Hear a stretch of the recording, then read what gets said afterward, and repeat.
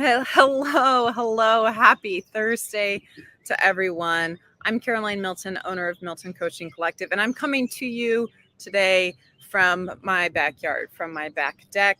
And I am joined today by very special guests, the chorus of birds in my neighborhood. So you might be hearing some chirping, some tweeting, and all other signs of life outdoors as I'm coming to you today.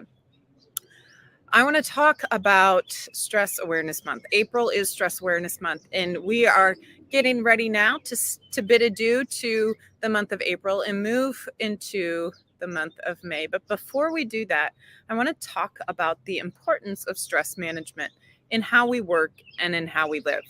Now, a lot of times we have this false misconception that stress is bad, that we should seek to remove all stress from our life. That's one common misconception.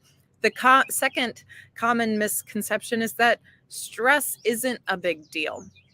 And I want to address both of these misconceptions. Now, stress is important. Our bodies are designed for stress. And in particular, stress in the right dosages and the right time frames can really help with our overall growth and survival. Stress is an important component of our survival. It ensures that we can fight back, that we can run away when faced with a threat. And so we need to have stress. Stress also reminds us that we're alive. And that's an important part of our mental health, is that reminder that we're alive, that our life has purpose, that we have value. So stress is important.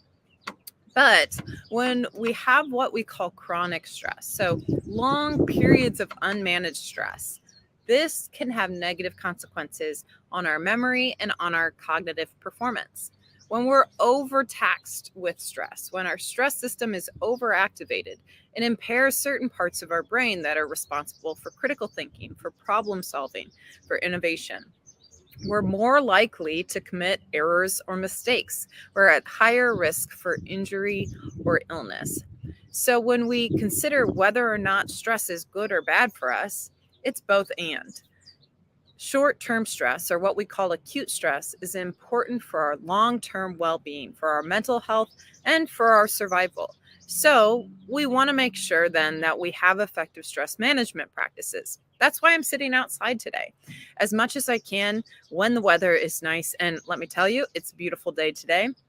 I like to take my laptop outside and get my work done, because being in nature and being surrounded by sunlight is an important element of managing our circadian rhythm, which helps increase our tolerance to stress.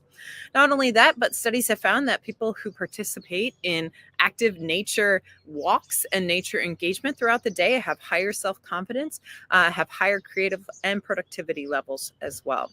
So getting outside can be an important way of boosting your productivity and managing your stress. Another excellent tool for stress management is free, it's easy, and it's so accessible. It's your breath. You're already breathing, but normal breath isn't what activates our rest and digest branch of our nervous system. Focused, controlled, deep breathing is an effective way of activating what we call our parasympathetic branch of the nervous system. So I like to employ breathing patterns in between stressful meetings or times when I'm feeling heightened anxiety, or when I'm trying to fall asleep. This is something we do with our son. When he wakes up in the middle of the night, we go in and we do some deep breathing with him to help calm his nervous system and get him back into that state of restfulness. An easy one for you to start with is called box breathing. This is where you inhale your breath for 4 or 5 counts. I suggest starting with 4. And then you hold your breath for 4 counts. You exhale your breath for 4 counts. And then you hold your exhale, so lungs empty, for 4 counts. Continue in this cycle, moving through the 4 sides of this box until you feel that relief of your stress. Now, the second misconception that I want to address is that stress isn't a big deal. Stress is a big deal. Not only is it impairing our productivity, impairing our ability to do our jobs well, but it's also leading to huge amounts of our medical care costs. Up to 80% of medical care costs today are due to stress-related diseases. Stress increases inflammation in our body. This causes the immune system to react and leads to issues like autoimmune conditions, leads to cardiovascular issues, leads to endocrine issues. So we want to make sure that we're paying attention and managing our stress. This comes from making sure that we sleep the proper amount each night. That's going to vary person to person, but ideally we want to be getting between 7 and 9 hours of quality sleep. And I always say, if quantity is an issue, maybe you've got young kids at home, really focus on quality. Minimize distractions before bedtime. Try to minimize screen exposure. Create a calming environment with low lighting as close to the ground as possible. Get sunlight early in the day to help improve your sleep as well.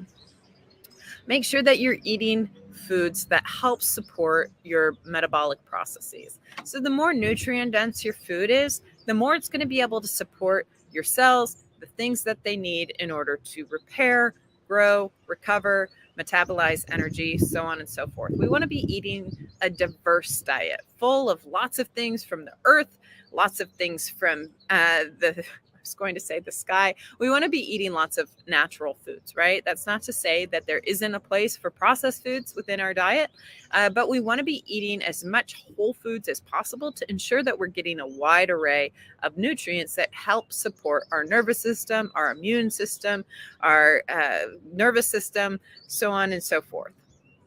Make sure that we're participating in community. We cannot forget the important aspects of our social selves. Humans are created to be social. That's something different for each of us. Some of us love existing in huge crowds of strangers, and others of us love existing in small community. That's me. I love to be around friends, close family members. Make sure that you're really leaning into community, finding that social support, whether that's at home or in the workplace, because that's going to be a crucial driver of managing stress and fending off burnout. Every Thursday, I come live to talk about how to engineer your energy, because stress is such a crucial component in our experience of energy levels. If you're feeling tired, if you're feeling like chronically tired, and you're constantly battling stress, there are things that you can do on an individual level to help change that. Things that you can do to build your burnout toolkit, build your stress management toolkit, and help you really improve your fulfillment and your productivity. If this sounds like you, DM me. You can also click to follow and ensure that every Thursday you're getting alerts for these videos. Thanks for tuning in, and I'll see you next Thursday for our first video.